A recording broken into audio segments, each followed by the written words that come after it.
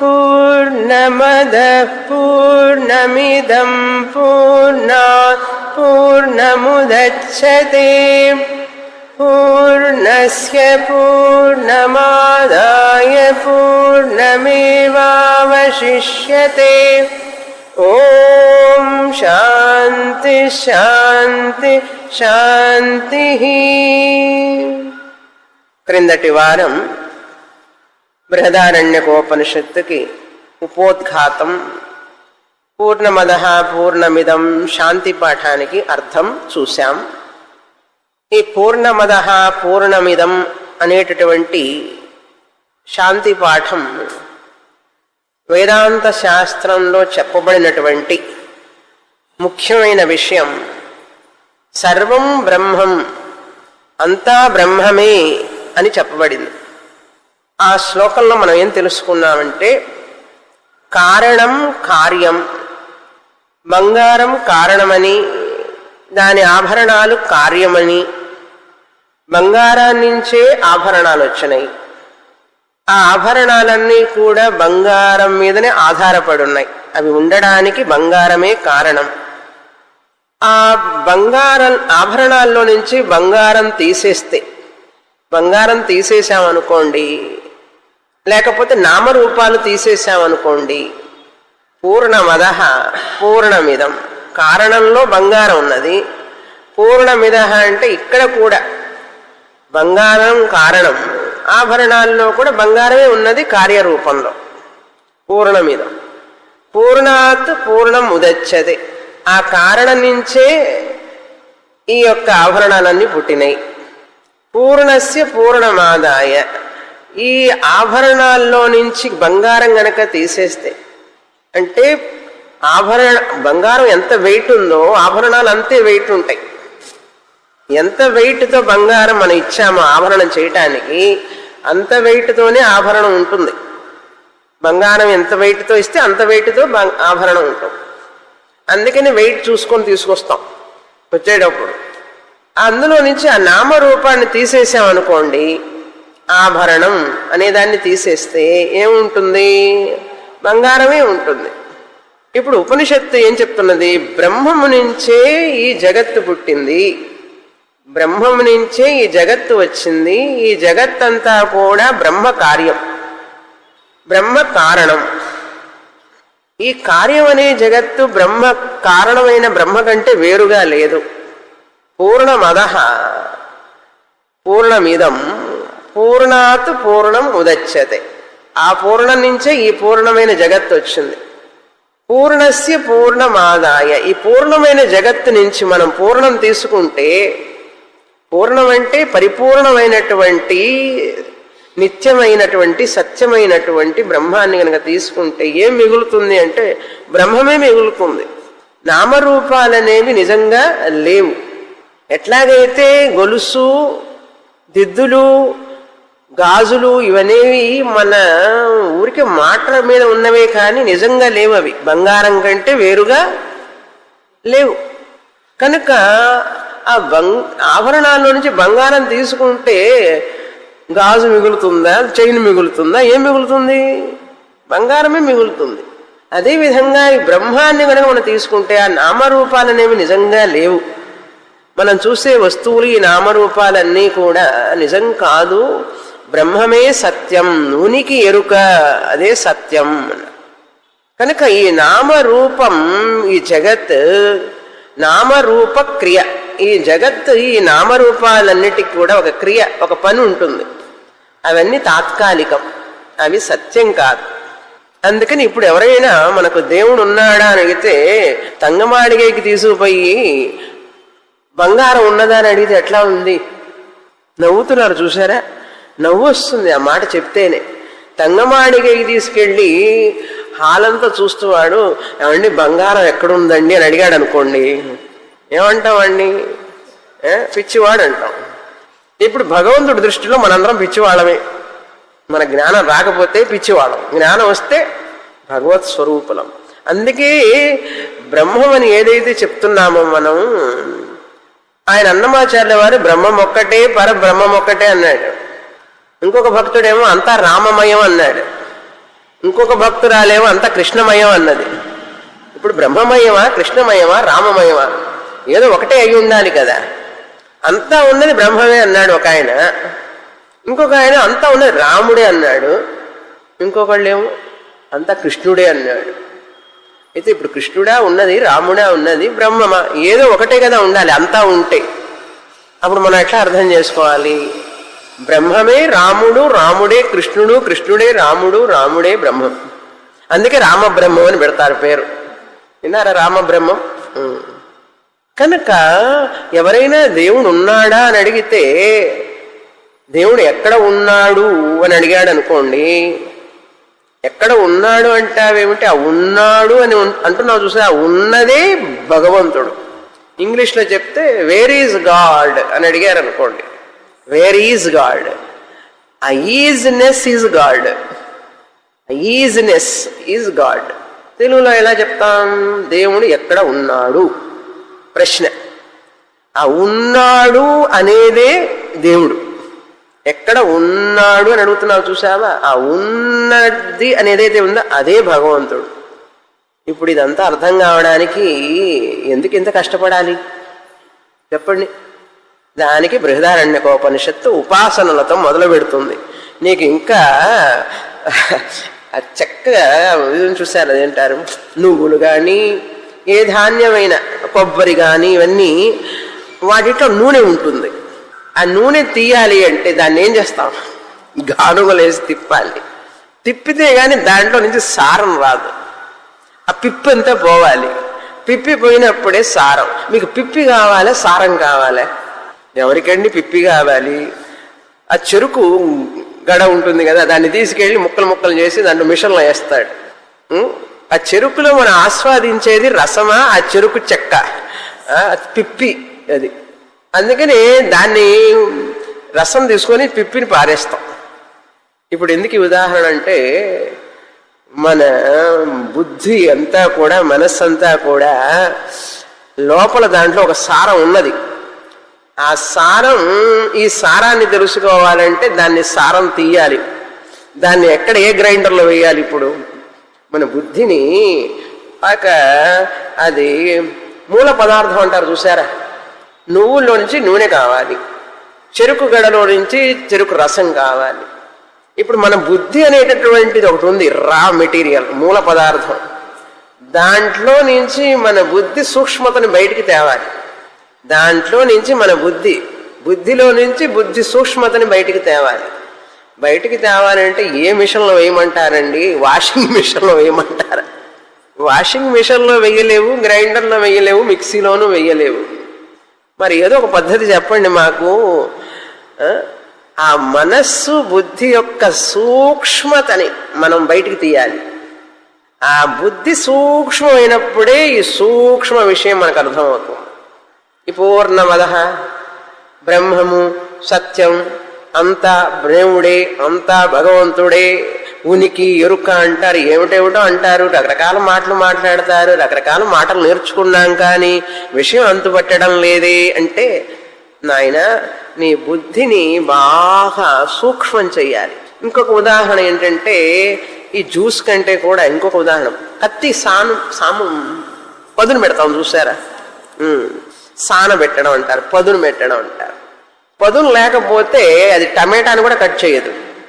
పదును లేకపోతే కత్తికి, ఇందాక చెప్పిన ఎగ్జాంపుల్ కొంచెం టఫ్, మీరు అర్థం చేసుకోవాలంటే ఇంటికి వెళ్ళి ఆలోచించండి. అందులో కూడా ఉంది అర్థం, ఆ ఎగ్జాంపుల్లో కూడా. రెండో ఎగ్జాంపుల్ ఏంటంటే, కత్తి, చాకు కానీ కత్తి కానీ దాన్ని ఒక రాయికి వేసి రుద్దుతాం. రుద్దినప్పుడు ఏమవుతుందంటే షార్ప్గా అవుతుంది. షార్ప్గా అయినప్పుడు అది గట్టి గట్టి పదార్థాలను కూడా నరకగలదు, కట్ చేస్తుంది. లేకపోతే ఏమవుతుందంటే, మీరు ఎంత బ్రెడ్ కట్ చేయాలన్నా కట్ చేయలేరు, టమాటా కట్ చేయాలన్నా కట్ చేయలేరు, ఏమి చేయలేరు. చాకే, కత్తే, కానీ పదును లేదు. పదును లేని కత్తి ఒక కత్తె, దాని పని అది చెయ్యగలదా? చెయ్యలేదు. మన బుద్ధి కూడా అంతే. పదును లేని బుద్ధికి, సానబెట్టని బుద్ధికి, అంటే సూక్ష్మత అనమాట. సాన అంటే ఇక్కడ సూక్ష్మత. బుద్ధికి సూక్ష్మత కావాలి, చాలా సూక్ష్మం కావాలి. అందుకని సూక్ష్మమైన విషయాల్ని ఆలోచించాలి. మనం కంటికి కనపడే విషయాలన్నీ స్థూలం.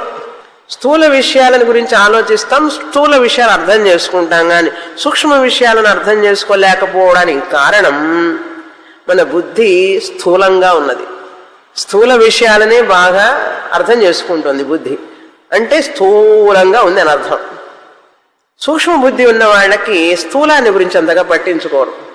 వాళ్ళు ఏ చీరలు కట్టుకున్నారా, వాళ్ళ హైట్ ఎంత, వాళ్ళ వెయిట్ ఎంత, వాళ్ళ ఆస్తి ఎంత, వాళ్ళ ఇల్లు ఎంత, వాళ్ళకి ఎంత ప్రాపర్టీ ఉంది, ఇవన్నీ స్థూలం కదండి. ఇవన్నీ అంతగా పట్టించుకోరు సూక్ష్మ బుద్ధి ఉన్నవాళ్ళు.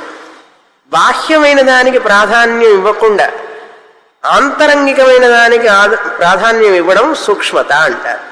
పొద్దున్న లేచినప్పటి నుంచి రాత్రి దాకా ఆ టీవీలో ఏం ప్రోగ్రాం వస్తుంది, ఈ ప్రోగ్రాం వస్తుందా, అది వస్తుందా, ఇది వస్తుందా, లేకపోతే అది తిందామా, ఇది తిందామా, స్థూలం గురించి ఆలోచిస్తారు ఎక్కువ, సూక్ష్మాన్ని గురించి ఆలోచించలేరు.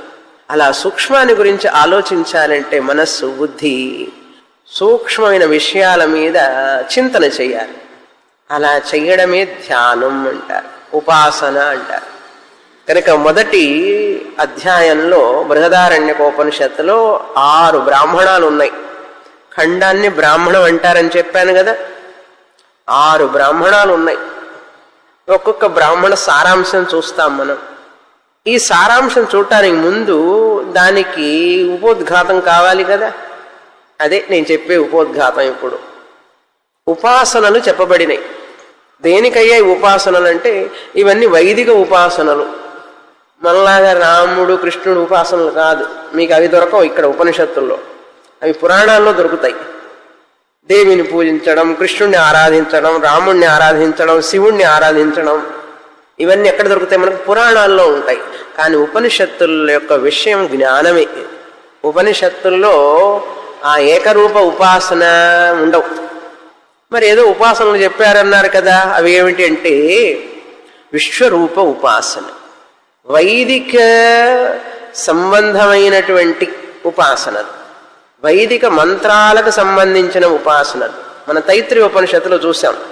సంహితోపాసన, ఆచార్య పూర్వరూపం అంతేవాస్యుత్తర రూపం, అట్లా చూసాం. అంటే విద్యను గురించి గురువు చెప్పడం, ఇదన్నీ కూడా దాని మీద ఉపాసన చేయమన్నారు. ఏం ఉపాసన అండి అది వైదిక ఉపాసన. ఈ ఉపాసనలన్నీ ఇప్పుడు మనకు తెలియవు, అర్థం కావు. ఇప్పుడు ఎవరు చేయడం లేదు కూడా. ఎవరైనా ఉపాసన చేస్తే దేవి ఉపాసన చేస్తారు, లలిత ఉపాసన చేస్తారు, హనుమాన్ ఉపాసన చేస్తారు, శివుడు ఉపాసన చేస్తారు, కృష్ణుడు ఉపాసన, రామ ఉపాసన చేస్తారు. కానీ పూర్వ రూపం ఉత్తర రూపం ఎవరండి చేస్తారు? అక్షరాల మీద చెప్పాం ఉపాసన. శిక్షావల్లిలో మొదటి అక్షరం, రెండవ అక్షరం, 2 కలిసి సంధి, దాని గురించి ఉపాసన అన్నాం. అప్పుడు చెప్పాను అవన్నీ వైదిక ఉపాసనలన్నీ. అంతేకాకుండా విశ్వరూప ఉపాసనలు ఉన్నాయి. అగ్ని మీద ఉపాసన చేయడం, వాయుదేవత మీద ఉపాసన చేయడం, ఈ విశ్వం అంతా కూడా భగవంతుడని ఆరాధించడం విశ్వరూప ఉపాసన. ఆ ఉపాసన కూడా చాలా మందికి తెలియదు. ఇప్పుడు మనం విష్ణు సహస్రనామంలో క్షీరోధన్వ ప్రదేశే శుచిమణి విలసైకతే మౌక్తికానాం, అక్కడ చెప్పేటప్పుడు కూడా ఈ యొక్క సృష్టిని గురించే వస్తుంది. లలితా సహస్రనామంలోనూ అంతే. ఈ సృష్టిలో ఉన్నటువంటి వాటి గురించి వస్తుందన్నమాట. సూర్యుడు, చంద్రుడు ఆయన కళ్ళని, ఆకాశం ఆయన శరీరం అని, అవన్నీ చూస్తారు కదా మీరు విష్ణు సహస్రనామంలో. అవన్నీ విశ్వరూప ధ్యానాలు. అవి పారాయణానికి కాదు, ధ్యానానికి. చాలామంది దాని మీద మనసు పెట్టరు. శాంతాకారం భుజగశయనం పద్మనాభం సురేశం విశ్వాధారం గగన సదృశం మేఘవర్ణం శుభాంగం, ఆ ఆకాశ వర్ణన ఆయన చెప్పేటప్పుడు అదంతా చూస్తే అది ధ్యానానికి ఎక్కువ మనసు పెట్టాలి. రమణ మహర్షి చెప్పినట్లుగా కాయ వాంగ్మన కార్యముత్తమం పూజనం జప చింతనం క్రమాత్ అన్నారు. ఈ స్థూల బుద్ధి ఉన్న వాళ్ళు ఏం చేస్తారంటే అర్చనలు, పూజలు, కొబ్బరికాయలు కొట్టడం, గణగణగణలు వాయించడం, కాయిక కర్మ ఎక్కువ చేస్తూ ఉంటారు. ఏదో ఒకటి చేస్తున్నారు కనీసం, అదన్నా అక్కడ మొదలు పెట్టాలి. అస్థూలంగా చేయడం. స్థూలం నుంచి దాటి వాక్, కాయికగా పూజ, వాచిక పూజ. కొంతమంది పారాయణాలు చేస్తూనే ఉంటారు, చెప్తూనే ఉంటారు, గొంతు నొప్పి పుట్టిందాకా చెప్తారు, జపం చేస్తూ ఉంటారు. వాక్కర్మ. కొంతమంది ఏమో వాక్కుతో చేయరు, శబ్దాలు చేస్తుంటారు. పూజ చేసేటప్పుడు ఎక్కువ శబ్దాలు ఉంటాయి, మంత్రాలు తెలియవు వాళ్ళకి, వీరికి పైకి తెలుస్తూ ఉంటాయి వాళ్ళు చేసేవన్నీ కూడా. అది కాయిక కర్మ అంటారు. పుష్పాలు వేయడం, ఆరతి ఇవ్వడం, ప్రదక్షిణం చేయడం, మంత్రాలు తెలియవు, పారాయణం చేయరు, ఏం చేయరు. అది కాయిక కర్మ. కాయిక పూజలు చేసేవాళ్ళు ఎక్కువ ఇప్పుడు కలియుగంలో. వైదిక కర్మలు అటు ఉంచండి, కాయిక కర్మలు చేసేవాళ్ళు ఎక్కువ. కొంతమంది వాచిక కర్మ ఎక్కువగా చేస్తారు, పారాయణం చేస్తారు, చదువుతారు, ఉదయం మధ్యాహ్నం సాయంత్రం చదువుతూనే ఉంటారు, గడగడ స్తోత్రాలన్నీ కూడా. వాచిక కర్మ, వాచిక పూజ, ఆరాధన. కానీ కొంతమంది శబ్దం చెయ్యకుండా, శారీరకంగా ఏమి పనులు ఉండవు, వాచికంగా కూడా బయటికి ఏం మాట్లాడరు, మానసికంగా చేస్తారు. మానస పూజ, మానస ఆరాధన. ఏమన్నారు రమణ మహర్షి? చింతనం క్రమాత్ అన్నారు. మనం క్రమంగా చూస్తే కాయికం కంటే వాచికం గొప్ప, వాచికం కంటే మానసం గొప్ప అన్నారు. ఎందుకండి గొప్ప అన్నారు ఆయన? నువ్వు మానసంగా చేస్తుంటే చేస్తున్నావా లేదో మాకేం తెలుస్తుంది, కాయికంగా చేస్తేనే కదా అందరికీ తెలుస్తుంది అన్నాడు. అందరికీ తెలియడానికే పూజ చేసేది. కాయికంగా మొదలుపెట్టు, వాచికంగా చెయ్యి, తర్వాత మానసంగా చెయ్యాలి. అది ప్రాధాన్యం. ఉపాసనలన్నీ మానసికం, ఉపాసనలన్నీ మానసికంగా చేస్తాం, మనస్సుతో చేస్తాం. అది పరిపక్వత వచ్చింది అని అర్థం. పూజలో భక్తిలో ఉత్తమం అన్నారు ఆయన రమణ మహర్షి. పూజనం జపం చింతనం క్రమాత్ ఉత్తమం అన్నారు.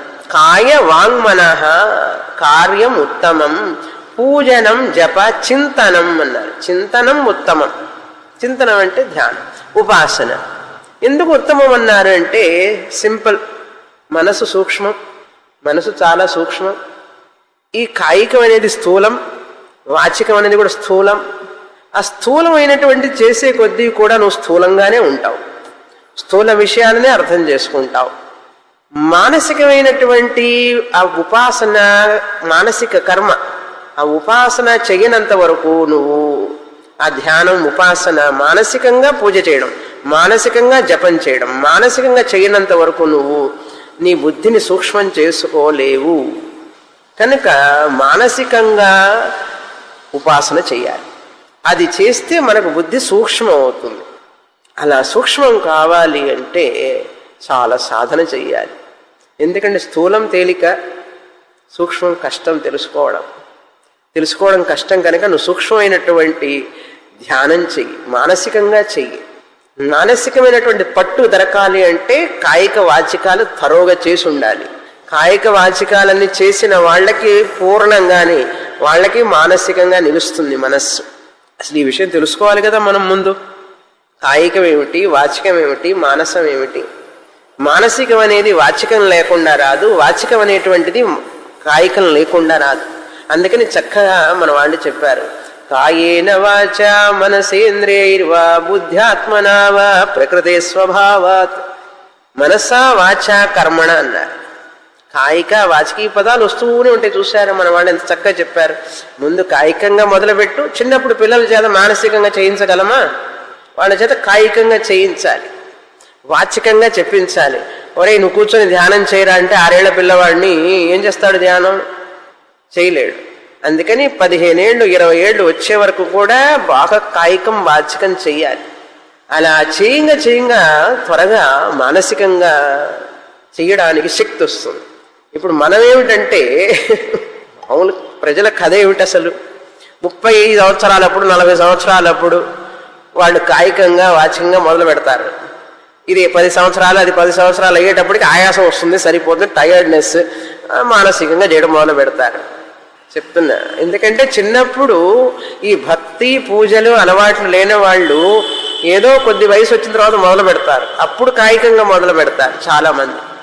అందుకని ఏ కుటుంబంలోనైతే పూజ పద్ధతి విధానం చక్కగా చిన్నప్పటి నుంచి అలవాటు చేస్తారో పిల్లలకి, వాళ్ళు కొద్దిగా 20-25 రాగానే మానసికంగా చేయడానికి శక్తిని పొందుతారు. ఇప్పుడు ఏం చెప్పదలుచుకున్నానంటే మానసికమైనటువంటి దాని మీద మనం దృష్టి పెట్టాలి.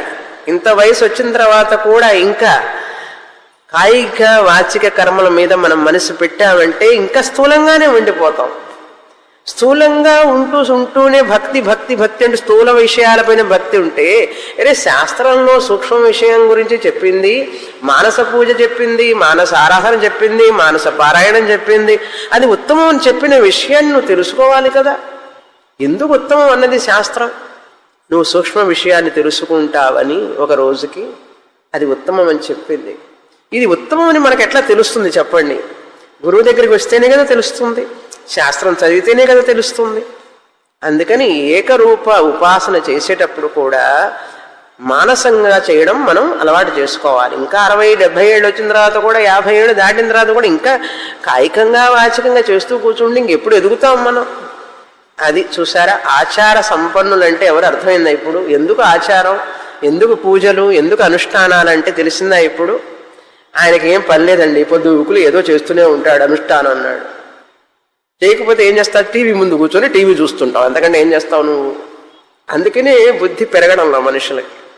అలా ఆచారం అనుష్ఠానం చేయడం వల్ల రోజు ఉదయం పూజ, సాయంకాలం పూజ, ధ్యానం చేయడం, జపం చేయడం, ఇవన్నీ చేస్తూ ఉంటే వాళ్ళకి త్వరగా సూక్ష్మమైన బుద్ధి వస్తుంది, చక్కగా అర్థమవుతుంది ఏం చెప్పినా కూడా. అప్పుడు ఏం చేయాలి? ఈ ఏకరూపం నుంచి నువ్వు ఏకరూపం అయితే ఏమవుతుంది? కృష్ణుడు గొప్పవాడా, రాముడు గొప్పవాడా, దేవి గొప్ప, హనుమంతుల వారు గొప్పవారా? చెప్పాను కదా, హనుమంతుల వారిలో కూడా మైలాపూర్ హనుమంతుడు గొప్పవాడా, ఆళ్వార్పేట హనుమంతుడు గొప్పవాడా, నంగనల్లూరు హనుమాన్ గొప్పవాడా? ఇట్లా ఆలోచిస్తారు ఏకరూపంలో కూడా. బాలాజీ ఉన్నాడు, హైదరాబాద్లో బిర్లా టెంపుల్ బాలాజీ, తిరుపతిలో బాలాజీకి డిఫరెన్స్. ఇక్కడ వెంకటనారాయణ రోడ్లో ఉన్న బాలాజీ డిఫరెంట్. అయ్యప్ప కూడా అంతే, మహాలింగపురం అయ్యప్ప గొప్ప, అన్నానగర్ అయ్యప్ప గొప్ప, లేకపోతే శాంతంలో ఉన్నట్టు అయ్యప్ప గొప్ప. ఇట్లా ఒక దేవుళ్ళలోనే మళ్ళీ ఇట్లాంటివన్నీ వస్తాయి. ఏకరూపంలో ఉన్నంతసేపు నీకు ఇట్లా భగవంతుణ్ణి హెచ్చు తగ్గులుగానే ఆలోచిస్తావు, దాంట్లో నుంచి బయటపడలేవు. అప్పుడు నా దేవుడు గొప్ప, నీ దేవుడు గొప్ప కాదు అని చెప్పేటటువంటి ఈ మనసులో మనస్పర్ధలు వస్తాయి, గర్వం, అహంకారం.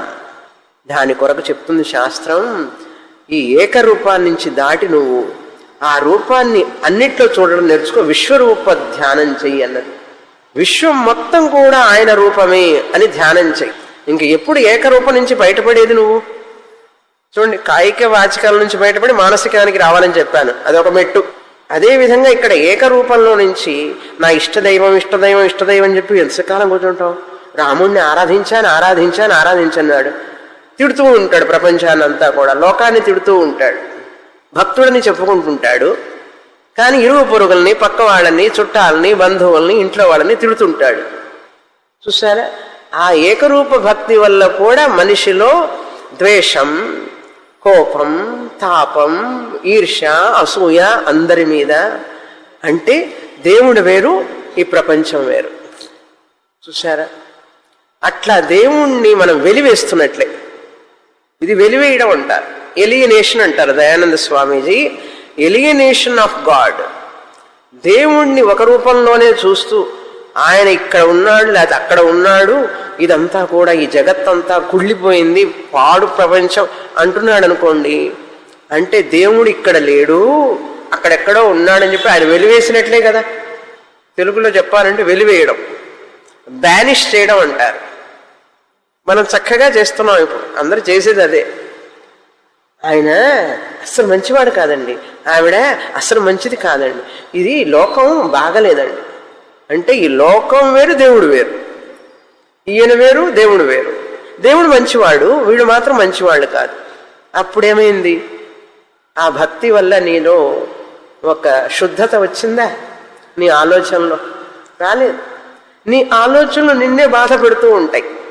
ఎప్పుడైతే భగవంతుడు అక్కడే ఉన్నాడు, ఇక్కడంతా కూడా అన్ని సమస్యలు, కష్టాలు, అన్ని భయాలు చూస్తూ ఉన్నావు అనుకో, నీ సమస్యలు ఇంకా పెరుగుతూనే ఉన్నాయి కానీ తగ్గడంలే.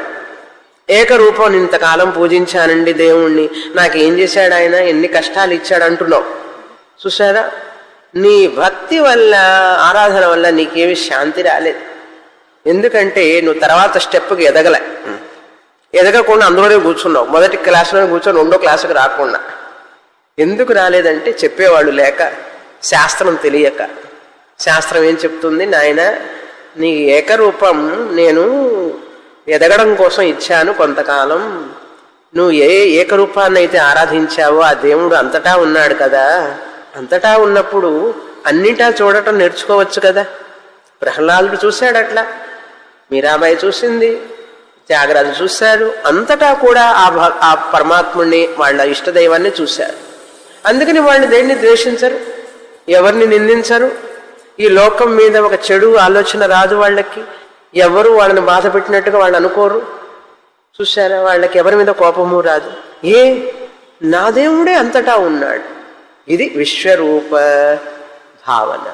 దీనివల్ల ఏంటి ప్రయోజనం మనకు అంటే, ఈ విశ్వ దైవికమైనటువంటి ఆలోచన అనమాట.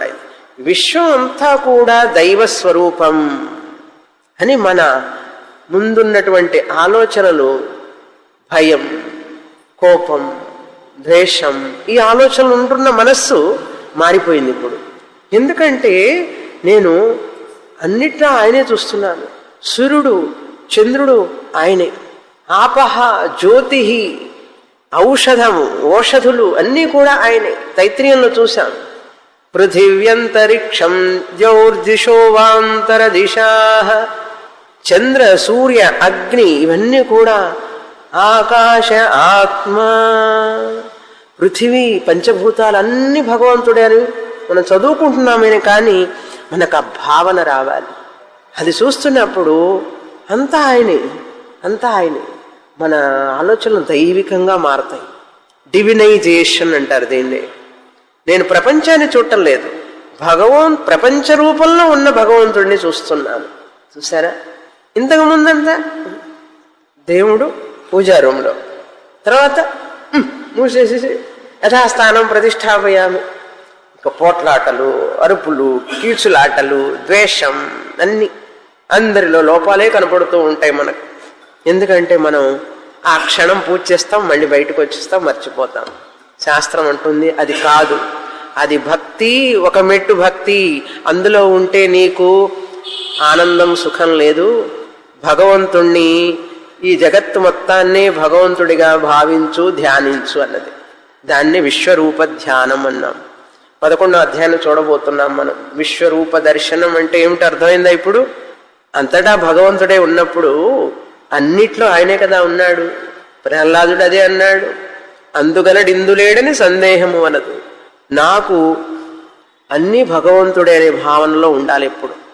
అన్ని రూపాలు ఆయనవే, అన్ని ఆయనగానే కనపడుతున్నాడు. ఇందులోనూ ఆయనే ఉన్నాడు, పుష్పంలో ఆయనే ఉన్నాడు. ఎందుకంటే అంతటా ఆయనే కదా ఉన్నది. భగవంతుడు అంతటా వ్యాపించి ఉన్నప్పుడు ఇది నేను భగవంతుడు అంటే ఆయన ఏమన్నా 4 చేతులు ఉన్నాయా విష్ణుమూర్తి అనడానికి? ఏమిటండి మైకుని చూసి విష్ణుమూర్తి అంటారు? నేను విష్ణుమూర్తి అనలే, మైకే. ఆయన శక్తి, ఆయన విభూతి మైక్ రూపంలో ఉన్నది అంతే. నువ్వు ఆ రూపమే సత్యం అనుకున్నావు. ఆయనేమంటాడు అన్ని నా రూపాలే అన్నాడు ఆయన. కనుక నేనేం చేయాలి ఇప్పుడు? ఇది కూడా ఆయనే, పుష్పం ఆయనే, క్లిప్పు ఆయనే. ఎందుకంటే అన్నీ ఆయనే కనుక. అప్పుడు నేనేం చేయాలి? క్లిప్పుని భగవంతుడిగా, పుస్తకాన్ని భగవంతుడిగా, వస్త్రాన్ని భగవంతుడిగా. ఏది భగవంతుడు కాదు ఇప్పుడు చెప్పండి? అందుకే రూపాయి నోటు మీద కాలు పడితే కళ్ళకద్దుకుంటాం, పుస్తకం మీద కాలు పడితే కళ్ళకద్దుకుంటాం. ఏ వస్తువుకైనా కాలు తగిలితే కళ్ళకద్దుకుంటాం మనం. ఏ వస్తువుకి చీపిరికి కాలు తగిలినా కళ్ళకద్దుకుంటాం. ఏమండి, చీపిరికి లక్ష్మి అనేవాళ్ళు ఎవరిని ఉన్నారా ప్రపంచంలో? బ్రూమ్ స్టిక్, దుమ్ముని ఊడ్చేదాన్ని లక్ష్మి అంటావేంటి? చిన్నప్పుడు మా ఇంట్లో, మన ఇళ్లల్లో చీపురికి కాలు తగిలితే కొట్టేవాళ్ళు.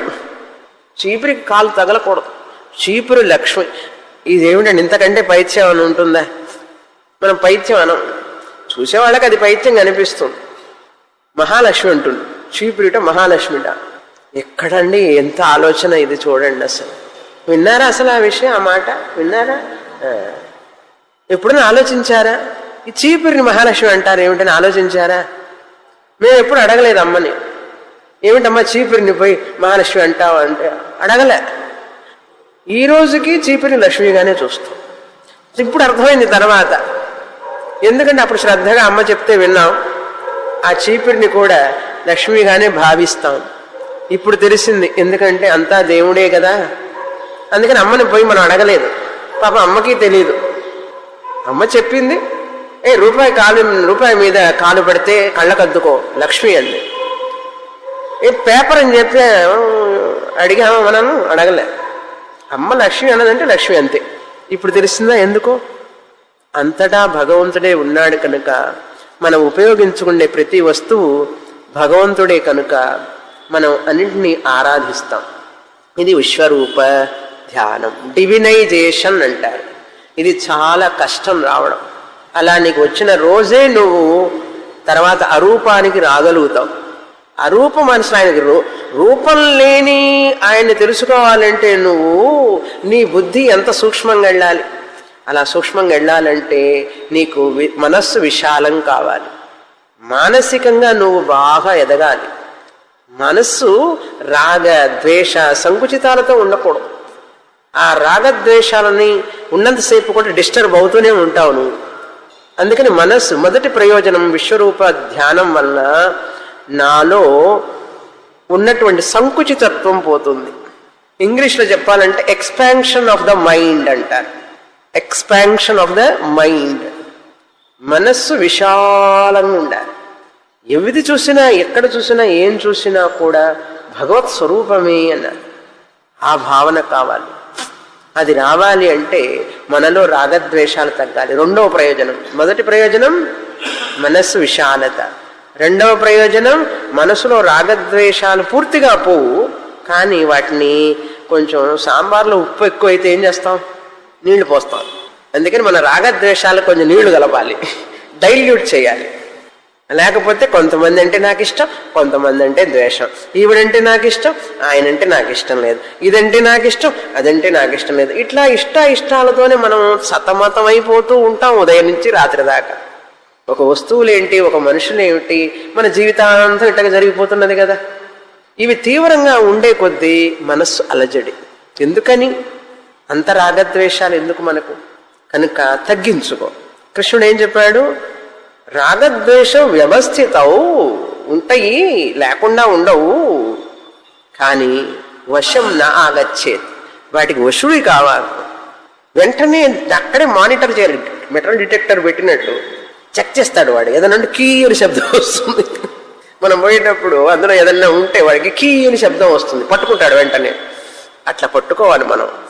మనకు భయం, రాగ ద్వేష, కోపం, అనుమానం ఇవన్నీ వచ్చినప్పుడు ఎక్కడో ఏదో మన దగ్గర కొంచెం రెడ్ లైట్ వెలగాలి, బీప్ బీప్ బీప్ అని. అప్పుడు భగవంతుడిని తలుచుకోవాలి. మనకు దేని మీద అయితే ద్వేషం కలుగుతున్నదో, ఎవరి మీద అయితే, ఎవరి తప్పుల మీద అయితే మనకు కోపం వస్తుందో వాళ్ళని భగవంతుడిగా భావించాలి. వాళ్ళనే ఎక్కువ భావించాలి. మనకిష్టమైన దాన్ని భావించడం పెద్ద కష్టం కాదు, చాలా కష్టం. ఏ పదార్థాన్నైతే, ఏ వస్తువునైతే మనం ద్వేషిస్తున్నామో దాన్ని నమస్కారం చేయడం నేర్చుకోవాలి మానసికంగా. ఎవరి మీద అయితే మనకు కోపం వచ్చి మాట్లాడకుండా విరుసుకొని ఉంటాం చూసారా, వాళ్ళతో లేకపోతే మనల్ని తినేస్తుంది ఈ ద్వేషం అనేటువంటిది. ఇవన్నీ చేయనంతసేపు ఈ శాస్త్రం పోదు లోపలికి, గుర్తుపెట్టుకోండి. ఇవి చెప్పనంత వరకు గురువు గారు శిష్యుడు ఆచరించినంత వరకు పుస్తకంలోనే ఉంటుంది జ్ఞానం అంతా, ఇక్కడికి రాదు. సంవత్సరాలు విన్నా, జన్మలు విన్నా కూడా. ఎన్ని ఉపనిషత్తులు చదివారండి? 11 ఉపనిషత్తులు చదివామండి. పేర్లు చెప్పమంటే చెప్పలేము. ఏముంది పెద్ద గొప్ప మనకు ఉపనిషత్తుల పేర్లు ఏమిటో చెప్పమంటే ఉండండి చెప్తా, కొంచెం ఆలోచిస్తూ అంటాం. పేర్లు జ్ఞాపకం లేకపోయినా ఉపనిషత్తుల్లో, భగవద్గీతలో చెప్పినటువంటి విలువలు, నీలో ఎలా ఉండాలని చెప్పినది ఒక్క కొంచెం అవున్స్ వచ్చినా కూడా నీకు అన్నీ వచ్చినట్లే. అది కావాలి ఉపనిషత్తుకి. అర్థమైందా? ఇప్పుడు మనకు విశాలత కావడం కోసం ఇప్పుడు మొదటి అధ్యాయంలో 6 బ్రాహ్మణాల్లో 3 బ్రాహ్మణాలు బాగా ఉపాసనలు, 4వ బ్రాహ్మణంలో జ్ఞానం బ్రహ్మ విద్య ఉన్నది, ఉపాసన ఉన్నది. కనుక ఇప్పుడు ఈ ఉపాసన వలన మనకు ఆ విష్ణు సహస్రనామం సుర నర ఖగ గో భోగి గంధర్వ దైత్యై అన్నాడు. ఈ సురులు, దేవతలు, మనుషులు, పక్షులు ఇవన్నీ కూడా దేవుడే అన్నారు. ఆ శ్లోకం గుర్తు చేసుకోవాలి మనం. అది విశ్వరూప ధ్యానం అంటారు. ఇక్కడ మనకి ఏమిటి మొదటిది ధ్యానం అంటే, ఈ నామరూపాలన్నీ మనం చూసేది దాని వెనుక భగవత్ స్వరూపాన్ని మనం భావిస్తున్నాం. ఈ అపరా ప్రకృతి చూసేది అపరా ప్రకృతి, దాని వెనుకాల భగవంతుడు సూక్ష్మంగా ఉన్నాడు రూపం లేకుండా. ఆ రూపం లేని దాన్ని పట్టుకోవాలంటే రూపం ఉన్నదాన్ని పట్టుకోవాలి మొదట. ఆ రూపం ఉన్నదాన్ని ఆరాధించాలి, ఆ భావన రావాలి. అందుకని ప్రతిదాన్ని గౌరవంగా చూడటం నేర్చుకోవాలి ముందు. ప్రతి ఒక్కరిని, ప్రతి వాళ్లను, ప్రతి వస్తువుని గౌరవంగా రెస్పెక్ట్, అలా గౌరవంగా చూడటం మొదలు పెడితే కనీసం తర్వాత విశ్వరూప ధ్యానం అవన్నీ చేయొచ్చు. అసలు లెక్కలేకపోతే మనుషులన్నా లెక్కలేదు, వస్తువులన్నా లెక్కలేదు, ఏది అన్ని తీస్తే వాడికి ఏమున్నట్లు చెప్పండి. అందుకని వస్తువులను జాగ్రత్తగా వాడడం, మనుషుల్ని కూడా గౌరవంగా మాట్లాడటం, ప్రేమతో మాట్లాడటం, వాళ్ళు వీళ్ళు అట్లా బేరీజు వేయకూడదు. అలా వేస్తున్నది అంటే మనస్సుని వెంటనే దాన్ని కడిగేసేయాలి. రా నీకు ఇవాళ స్నానం చేయిస్తా కూర్చో అని చెప్పి మనస్సుని వాష్ ఆఫ్ చేయాలి. ఇవన్నీ చేయనంత వరకు మనకు శాంతి రాదు. ఎందుకంటే శాస్త్రం ఎక్కదు. శాస్త్రం ఎక్కితే శాంతి వస్తుంది. శాస్త్రం ఎక్కాలి అంటే ఇవన్నీ కడగాలి, ఇక్కడ క్లీన్ చేయాలి. క్లీన్ చేయకుండా రాదంట. క్లీన్ చేయడానికి మార్గం ఏమిటయ్యా అంటే ఉపాసన, విశ్వరూప ధ్యానం. ఏకరూపాన్ని నుంచి విశ్వరూపానికి రావాలి. రాగద్వేష dilution, mind expansion. Dilution, expansion. Mental expansion, మానసిక విశాలత. రాగద్వేష డైల్యూషన్, తగ్గించుకోవడం డైల్యూషన్ అంటే. ప్రతి క్షణం నేను నా మనస్సుని మానిటర్ చేస్తూ ఉండాలి. లేకపోతే సమయం అయిపోతూ ఉంది, సంవత్సరాలు అయిపోతూ ఉంటాయి. నేను ఎక్కడున్నానంటే ఎక్కడ వేసిన గొంగళి అక్కడే ఉంటుంది, కదలదు మెదలదు, రాయిలాగా. బాగా ఇచ్చారు నీ డోస్ అంటుంటారు అప్పుడప్పుడు స్టూడెంట్స్. ఈరోజు బాగా డోస్ ఇచ్చారు, మళ్ళీ అంతే నెక్స్ట్ ఈ వైకి వచ్చేటప్పటికి మర్చిపోతాం. ఎప్పటి డోస్ అప్పుడే. సరే, మొదటి ఉపాసన చూస్తాం ఇప్పుడు. అశ్వాన్ని గురించి, ఒక అశ్వమేధ యాగంలో అశ్వాన్ని ఉపయోగిస్తారు. ఆ అశ్వం, ఇప్పుడైతే మనం ఆవును చూస్తే అక్కడ ఒక్కొక్క దేవతను చూస్తాం మనం, బొమ్మలు ఉంటాయి చూసారు ఆవుని మీద. అలాగే ఇక్కడ గుర్రాన్ని గురించి చెప్తున్నారు. మీరు ఇంటికి వెళ్ళి చదువుకోండి తర్వాత, ఇంకా విపులంగా కావాలంటే. ఊరికే మనకి సారాంశం చెప్తాను, ఎందుకంటే ఉపాసన నుంచి మనం జ్ఞాన విషయానికి వెళ్ళాలి. ఉపాసనలన్నీ కూడా విశ్వరూప ఉపాసననే. గుర్రంలో దాని కళ్ళు వర్ణన అంటే, గుర్రంలో ఈ విశ్వాన్ని చూడాలి. దానికి వెనకాల భాగం, వీపు భాగం, కళ్ళు, చెవులు, దాని తోక, దాని కాళ్ళు, ఇవన్నీ కూడా విశ్వరూపంతో పోల్చారనమాట. సూర్యుడు ఆ గుర్రంలోనే చూడాలి, చంద్రుణ్ణి ఆ గుర్రంలో ఒక భాగం, పర్వతాలు, నక్షత్రాలు అన్నీ ఆ గుర్రంలోనే. మొత్తం ఒక వస్తువును తీసుకొని ఆ గుర్రంలోనే ఇవన్నీ చూడాలి. ఏవన్నీ చూడాలి? పర్వతాలు, నదులు, కొండలు, చెట్లు, చేమలు, సూర్యుడు, చంద్రుడు, ఆకాశం, మేఘాలు, భూమి, ఏవైతే అన్ని చూస్తున్నా అన్ని ఆ ఒక్క గుర్రంలో చూడాలి. ఇప్పుడు ఆ గుర్రంలో ఏం చూస్తున్నాను నేను? విశ్వరూపాన్ని చూస్తున్నాను. చూసారా ఏమండి? గుర్రంలో విశ్వరూపాన్ని చూడటం ఏంటి? చూస్తాను. పసుపులో వినాయకుడిని చూడలే, అట్లాగే భావిస్తాను. ఒక గుర్రంలో మామూలు గుర్రం అని కాదు, ఇక్కడ అశ్వమేధ యాగంలో పవిత్రమైనటువంటి గుర్రాన్ని భావించి ఆ గుర్రంలో ఈ విశ్వాన్ని నేను తిలకిస్తాను. ఎట్లాగైతే ఆవులో మనం అన్ని దేవతలని, అన్ని లోకాలను, అన్ని పంచభూతాలని చూసామా లేదా? ఆ పిక్చర్ ఉంటుంది చాలా చోట్ల. కొన్ని చోట్ల గుర్రాన్ని మీద కూడా ఉంటుంది. అది ఇక్కడ చెప్పింది మొదటి బ్రాహ్మణంలో. దీన్నే అశ్వబ్రాహ్మణం అన్నారు. ఎందుకంటే అశ్వాన్ని గురించి వస్తుంది మొదట. పోయి బృహదారణ్యోపనిషత్ గుర్రాన్ని గురించి చెప్తుంది ఏమిటండి అన్నాడు. ఎందుకంటే గుర్రంలో నువ్వు విశ్వం మొత్తాన్ని తిలకించు అన్నది. అప్పుడు విశ్వరూప ధ్యానం చేసినట్లు అవుతుంది. ఎందుకంటే కొండల్ని ఇట్లా చూడలేవు కదా, పైకి పోయి ఆకాశాన్ని చెత్తసేపు చూస్తే మెడకాయ నొప్పి వస్తుంది. భావించు, కొండని భావించి. ఇందులో జెండాలో దేశాన్ని భావించావా లేదా? ఏమండి 3 రంగుల పేలికలు, తెలుపు, ఆకుపచ్చ, కాషాయం. అందులో దేశాన్ని ఎట్లా చూసావు? అలాగే ఇది కూడా గుర్రంలో ఈ ప్రపంచంలో చూసే వస్తువులన్నీ చూడాలి. ఇది అశ్వబ్రాహ్మణం అని. అశ్వాన్ని విశ్వరూప ఆలంబనంగా, విశ్వరూపాన్ని అశ్వాన్ని ఆలంబనంగా తీసుకున్నాం. ప్రతి భాగంలో ఆ విశ్వాన్ని తిలకించాలి. అందులో విశ్వంలో ఏమేమైతే ఉన్నాయో అని అందులో తిలకించాలి, మనసులో భావించాలి. ఇది మొదటి బ్రాహ్మణం. నేను చెప్పేవన్నీ హైలైట్స్. హైలైట్స్ అంటే తెలుసు కదా, ఇంటికి వెళ్ళి మీరు చదువుకుంటే బాగా అర్థం అవుతుంది, చదవండి. రెండవ బ్రాహ్మణంలో వైదిక అగ్ని, అగ్నికి ముందు భాగం, అగ్నికి వెనుక భాగం, దిక్కులు ఉన్నాయి కదా 10 దిక్కులు. తూర్పు ఏమిటంటే అగ్నికి ముందు భాగమే తూర్పు, అగ్నికి వెనుక భాగమే పడమర, అగ్నికి కుడి భాగమే దక్షిణం, అగ్నికి ఎడం భాగమే ఆ దిక్కు, ఏది ఉత్తరం దిక్కు. పైన స్వర్గం, కింద పాతాళం. అగ్నికి లోకాలన్నీ చూడాలి. ఆ అగ్నిలోనే దేవతలు, అగ్నిలోనే సూర్య చంద్రాదులు, అన్ని అగ్నిలో చూడాలి. వైదిక అగ్నిలో మనం దీపారాధన చేసినప్పుడు కూడా, ఇప్పుడు వైదిక అగ్ని హోమకుండాలు ఏం చేయం కదా, మనం దీపంలో కూడా చూడొచ్చు భావన. ఇది ఈ ఆలంబనం, అగ్ని ఆలంబనం మీద విశ్వరూప ఉపాసనం రెండవ బ్రాహ్మణం, మొదటి అధ్యాయంలో. మూడవ బ్రాహ్మణంలో హిరణ్యగర్భ ఉపాసనం. హిరణ్యగర్భం అంటే సూక్ష్మ ప్రపంచం. సూక్ష్మ ప్రపంచం కంటికి కనపడదు, సూక్ష్మమైనది కంటికి కనపడదు. మన మనసు కంటికి కనపడుతుందా? సూక్ష్మం కదా శరీరం. సూక్ష్మ శరీరం, మనస్సు, ఇవన్నీ శక్తి, ఇంద్రియ శక్తులన్నీ కనపడవు మనకు. హిరణ్య గర్భుడు సూక్ష్మ ప్రపంచం, అది కనపడదు మనకు. కనుక సూక్ష్మమైన దాన్ని మనం ధ్యానించాలి. మన ఆలోచనలన్నీ కూడా సూక్ష్మం. ఇప్పుడు గ్రంథాలయంలో వెళితే పుస్తకాల్లో ఇది స్థూలం, పుస్తకం స్థూలం, అక్షరాలు స్థూలం, కంటికి కనపడుతున్నాయి కనుక స్థూలం. ఇప్పుడు పుస్తకంలో ఉన్న జ్ఞానం సూక్ష్మం, కంటికి కనపడదు. అది హిరణ్య గర్భుడు అంటే. కంటికి కనపడనటువంటి హిరణ్య గర్భుడు ప్రాణశక్తి.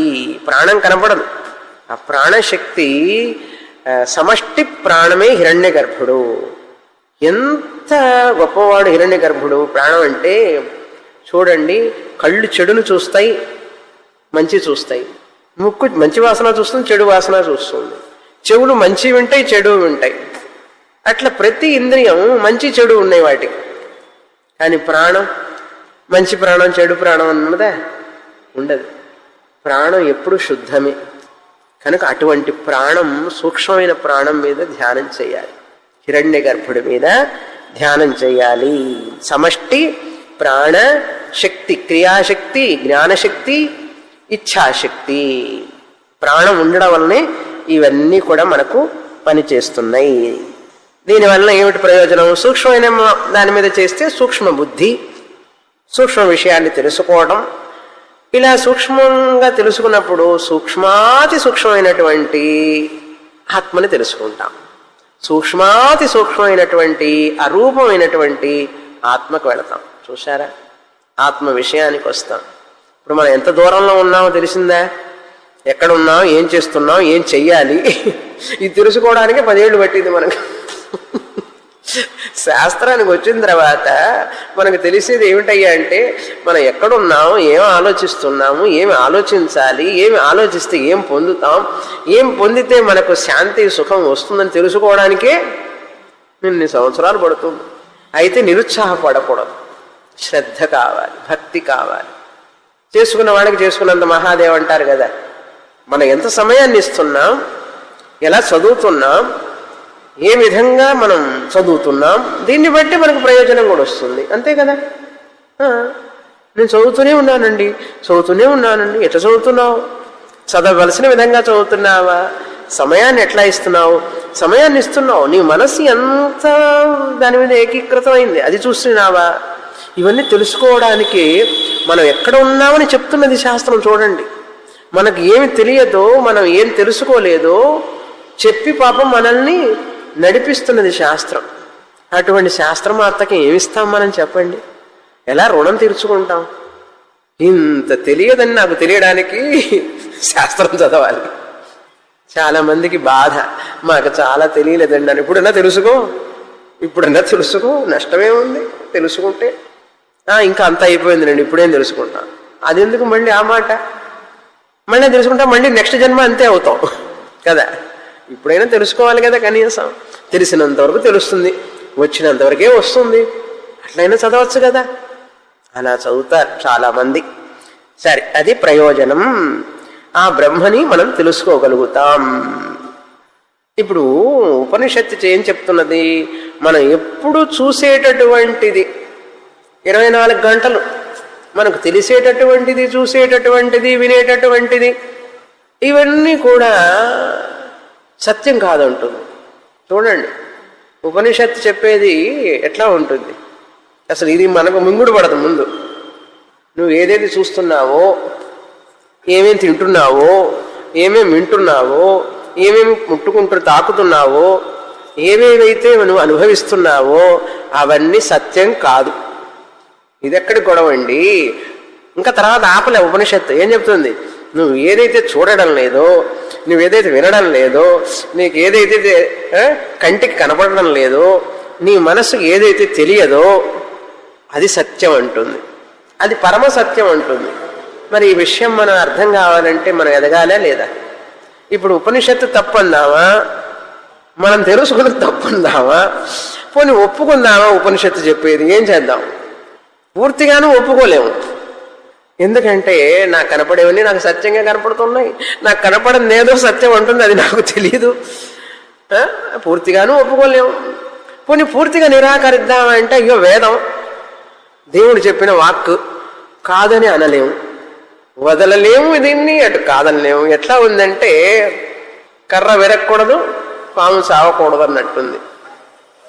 ఇంగ్లీష్లో చెప్తారు కదా, కట్ ద కేక్ అంటే కట్ చేయకూడదు, కేక్ని కట్ చేయకూడదు, తినచ్చు. కట్ చేయకుండా ఎట్లా తింటావు? కట్ చేస్తేనే కదా తింటావు. యు కట్ అండ్ ఈట్ అన్నాడు. అట్లా ఏవేవో చెప్తుంటారు కొన్ని సామెతలు. అది కాదు ఇది కాదు, ఎవడో గంజి తాగేటప్పుడు మీసాలకి తగలకుండా తాగన్నాడు.